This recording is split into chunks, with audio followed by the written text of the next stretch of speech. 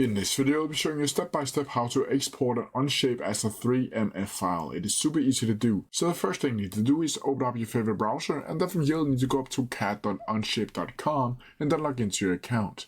Now from here you'll need to go down to your projects owned by you, and then you'll need to find your specific project that you want to export as a 3MF file. Once you've found it, you'll simply need to click on it like so, and then from here you'll need to go down to the parts section down here and then find every specific part that you want to export as a 3AM file. You can also just click on the object over here, right click on it, and then from here click export like so. Once from here, the export section will pop up, where you'll be able to add a file name for the specific export, and down here you'll need to see the format. From here it should automatically be a STL file, but from here you'll simply need to click on it, and then from here you'll need to choose 3MF like so. Once from here it should be updating like so, and then from here you can add the resolution and the options right here. Once you have finished all of this, you'll simply need to click export right here, and then from here in a couple seconds a download will be starting like so, and as you can see up here it will be visible right there.